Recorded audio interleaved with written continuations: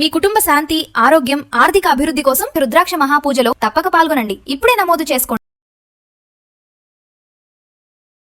నమస్తే రమ్మగారు. నమస్తే జయ. రమ్మగారు, కామెంట్స్ రూపంలో మనకి చాలా ప్రశ్నలు వస్తూ ఉంటాయండి. కొన్ని డైరెక్ట్గా మీకు కాల్స్ వచ్చేస్తూ ఉంటాయి. మీ అసిస్టెంట్ ఉన్నట్లున్నారు, తను పిక్ చేసి మీకు చెప్పేస్తారు. కొన్ని కామెంట్స్లో పెడతా ఉంటారు మన వీడియోస్ కింద. అలా కొంచెం రెగ్యులర్గా వస్తున్న ఒక కామెంట్ ఉంది రమ్మగారు, దానికి ఆన్సర్ కావాలి అని. నేను అది అంత పెద్ద ప్రశ్న అని నాకు అనిపించింది, కానీ మీ ముందు ఉంచుతాను, దాన్ని బట్టి మీరు మాట్లాడండి. ఏంటంటే ఆవిడ పేరు చెప్పొద్దని పెట్టారు. భర్త జాడ తెలియకుండా వెళ్ళిపోతే భార్య పసుపు కుంకుమలతో ఉండొచ్చా? ఎన్ని సంవత్సరాల వరకు వెయిట్ చేయాలి?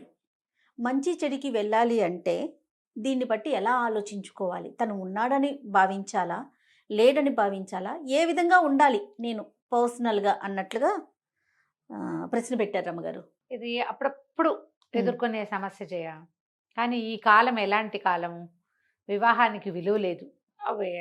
సెకండ్ మ్యారేజెస్ చాలా సహజంగా డివోర్స్ అవుతున్నాయి, లేకపోతే విడో మ్యారేజెస్, ఇవన్నీ మనకి చాలా సహజంగానే జరిగిపోతుంది. తర్వాత రెండోది, భర్తలు గతించిన బొట్టు పెట్టుకోకపోవటము అలాంటివి లేవు. ఏదో కుంకుమ ధరించడం, కుంకుమ కాకపోతే స్టిక్కర్ పెట్టుకుంటాం. ఇదివరకట్లాగా కుంకుమ ధరించడం ఇప్పుడు లేదు కదా.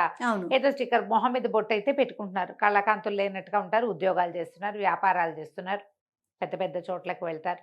బోసు మొహాలతో వెళ్ళకుండా బొట్టు పుట్టుక నుంచి వచ్చింది కదా, భర్తకి బొట్టుకి సంబంధం లేదని పెద్ద పెద్ద ప్రవచనకర్తలు పెద్దవాళ్ళు కూడా చెప్తూనే ఉన్నారు.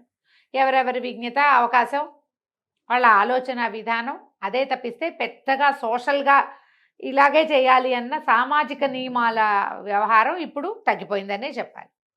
అయితే ఇప్పుడు ఎలా, నువ్వు అడిగిన ప్రశ్న ప్రకారం కొన్ని సంవత్సరాలు అయిపోయింది అనుకో, సాధారణంగా ఒక వ్యక్తి ఇంటి నుంచి వెళ్ళిపోయినా, వాళ్ళ వేరబౌట్స్ తెలియకపోయినా 14 సంవత్సరాలు వెయిట్ చేసి, ఒకవేళ 14 ఏళ్ళు అయిన తర్వాత కూడా వాళ్ళు రాకపోతే, వాళ్ళు మరీ వృద్ధులు గనక అయితే శ్రాద్ధ విధి నిర్వహించడం ఒక విధానంగా ఉంది.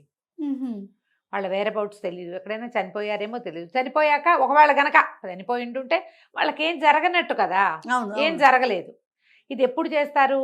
ఏదో చిన్నపిల్లలు ఇంట్లో నుంచి వెళ్ళిపోయినప్పుడు, యంగ్ ఏజ్లో ఇలా ఒక 30, 40 వెళ్ళిపోతే కాదు, 70 తర్వాత వెళ్ళిపోయారనుకో, వీళ్ళకి కాలావసానం అయిపోయే అవకాశం ఉంది. ఈ లోపల కొడుకులు కూడా పెద్దవాళ్ళు అవుతారు, మా నాన్నకి ఏం చేయలేదని బాధగా ఉంటుంది.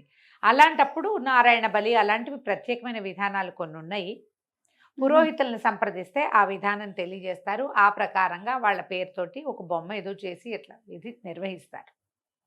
వేరే ఇప్పుడు మనం స్త్రీల దగ్గరికి వస్తే, వీళ్ళు నిత్య సుమంగళుగా ఉండొచ్చమ్మా, మీ ఆయన లేడు అంటే లేడు, ఇక్కడ లేడు, ఎక్కడో ఉంటాడు ఆ నమ్మికతోటి ఉంటే వాళ్ళని ప్రశ్నించక్కర్లేదేమోనని అనిపిస్తుంది.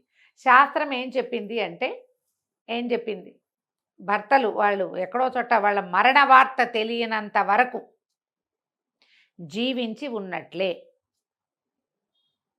మరణం తెలిసిందనుకో ఎక్కడి నుంచి అయినా ఇంకా చేసేదేం లేదు. అవును. ఇక అప్పుడు సుమంగళిత్వాన్ని కొంచెం కాస్త బొట్టు పెట్టుకున్నా పెట్టుకోకపోయినా భర్త వల్ల ఏర్పడిన సుమంగళి చిహ్నాలు ఉన్నాయి కదా, వాటిని తీసేయటమే మంచిది.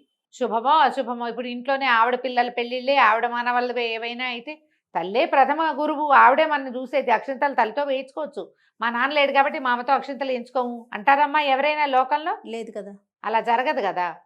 ఎక్కడైనా శుభాశుభాలు మీ సమాజం మీతోటి ఉండేటట్టయితే మీకేం భయం లేదమ్మా, దానికి ఏం ప్రశ్నించక్కర్లా, అసలు అడగాల్సిన పని కూడా లేదు. మీ ఆయన ఎక్కడున్నాడు, ఏం చేస్తున్నాడు, ఆ కాలం చెల్లిందేమో అని అనిపిస్తోంది జయ.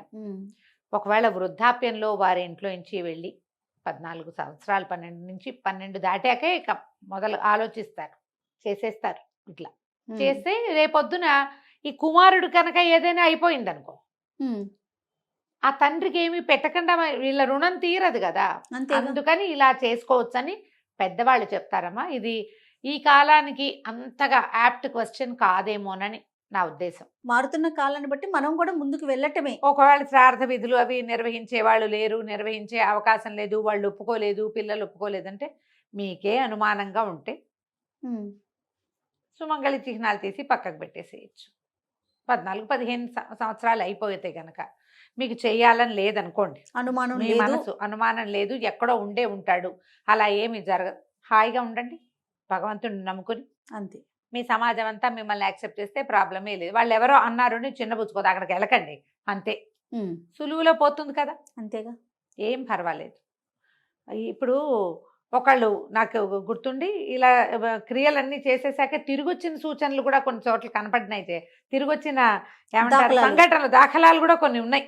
ఆ, తిరిగొచ్చిన ఇక్కడ అంతా దాఖలాలు. అయిపోయింది అనుకున్నారా? ఆ, అంతే కదా అంతా అయిపోయింది, ఏం లేరు ఇంకా అని వీళ్ళు ఇది చేసేస్తుంటే అయ్యారు. ఆయన కాశీలోనో రామేశ్వరంలోనో ఎక్కడో ఉండి కాషాయ బట్టలు ధరించి ఓసారి ఇంటికి వచ్చారు శ్రాద్ధ విధులు నిర్వహించిన తర్వాత. ఓకే. అలా కూడా జరుగుతుంది అంతే. ఎప్పుడైనా. కుర్రాళ్ళు, చిన్నపిల్లలు, ఆడపిల్లలు ఇంట్లో నుంచి వెళ్ళిపోయిన వాళ్ళు 30 ఏళ్ల తర్వాత 40 ఏళ్ల తర్వాత వెనక్కి వచ్చిన వాళ్ళు కోకొల్లలు. కోకొల్లలు. ఇప్పుడు మనం భర్త, సుమంగళి చిహ్నాలు ఈ రెండింటినీ కలుపుకుంటున్నాం, అవి కదా విషయం. అవును.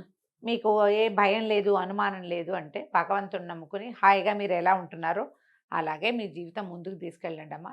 వార్త తెలియనంత వరకు ఏ తప్పు లేదు. ఓకే రమ్య గారు, నమస్తే. నమస్తే జయ.